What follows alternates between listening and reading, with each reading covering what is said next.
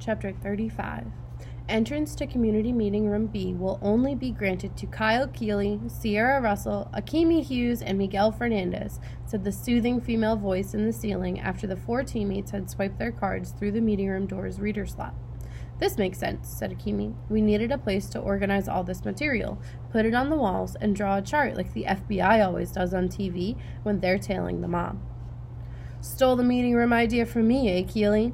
Charles Chiltington was standing in the doorway to meeting room A on the far side of the rotunda.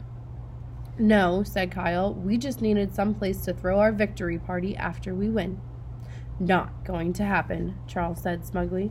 Must I remind you? I'm a Chiltington. We never lose. And he disappeared back into meeting room A. After Charles was gone, Kyle led his team into meeting room B. Miguel posted the bank blueprints he had found up on the walls while Sierra set up the Bibliomania game board on the conference table. I'm glad this room won't let anybody else in, said Kyle. And by anybody, you mean Charles Chiltington, right? Said Akimi. Totally. Akimi grabbed a marker and wrote a neat outline on the dry erase walls. Clues so far. Definite clues. Number 1. From the Zeros room, get to know your local library book. Number 2. From the Art and Artifacts room, Willy Wonka candy rhymes with Andy. Find glass elevator? Number 3. From the 200 room, Bible verse, thou shalt not steal. Probably clues. Books and authors on the backs of library cards. Number 1. Miguel Fernandez. Incident at Hawks Hill by Alan W. Eckert and No David by David Shannon. Number 2. Akimi Hughes. One Fish, Two Fish, Red Fish, Blue Fish by Dr. Seuss and 9 Stories by J.D. Solinger. Number 3. Unknown. Number 4. Bridget Wadge. Tales of a Fourth Grade Nothing by Judy Blume and Harry Potter and the Sorcerer's Stone by J.K. Rowling. Number 5. Sierra Russell.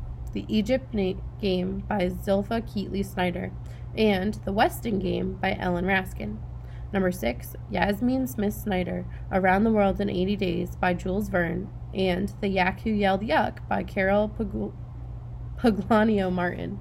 Number 7, Sean Keegan, Olivia by Ian Falconer, and Unreal by Paul Jennings. Number 8, Unknown.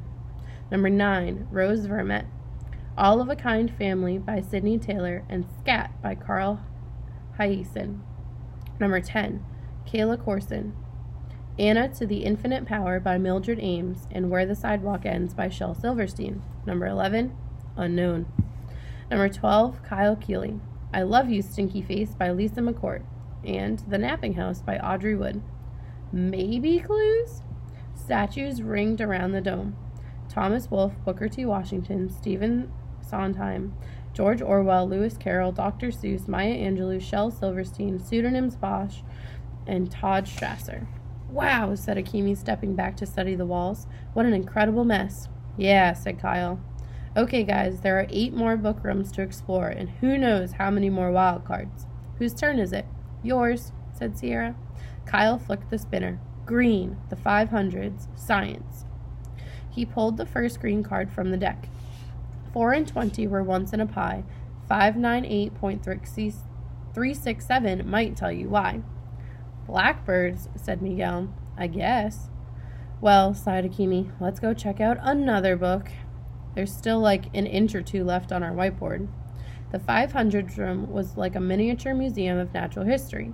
In addition to towering walls of books, there was a whole planetarium of stars and constellations projected on the ceiling. Models of planets whirled in their orbits. Sparkle-tailed comets shot around the corners of bookshelves. Kyle and his teammates made their way back to the 590s, zoology. Shelving units were arranged in a square around an open area, maybe 20 feet by 20 feet wide. When the team entered the empty space, the lights dimmed, and a guy with long, wavy hair who looked like an artistic Daniel Boone faded into view.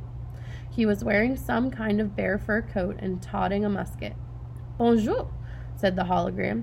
It's John James Audubon, said Sierra, the famous ornithologist. He gives people braces? Said Kyle. No, Sierra said with a laugh. He studied and painted birds. A blackbird with a yellow beak flew into the open area and roosted on a tree branch. The bird and the tree were both holograms, too. This beautiful blackbird from Alexandriaville, Ohio, said the semi-transparent Audubon image, can mimic in song the sounds it has heard. And the bird started wailing. Wow, said Akimi. That sounds exactly like a police siren. Yo, said Miguel. Freaky. To learn more, said Audubon, be sure to read Bird Songs, Warbles, and Whistles, written by Dr. Diana Victoria Garcia, with classic illustrations by Mwah. With that, Audubon sat down on a camp stool. An easel appeared, the blackbird struck a pose, and the outdoorsy artist started painting the bird's portrait while humming Blackbird by the Beatles. Okay, said Kyle, this is the strangest clue yet. Well, here's the book at least, said Sierra, who had found 598.367 on the shelf. So, what do a blackbird's wails and warbles have to do with finding our way out of the library, said Akimi. Just then, they heard a very different sound. Behind one of the bookcases, something growled, then roared. Did you guys hear that? Said Sierra. Yeah, said Akimi. I don't think it's a robin redbreast. A very rare white Bengal tiger with icy blue eyes crept out from behind a wall of bookshelves and stalked into the open area where Audubon sat painting his bird portrait. Is that another hologram? Asked Miguel. Roar! No one stuck around to find out.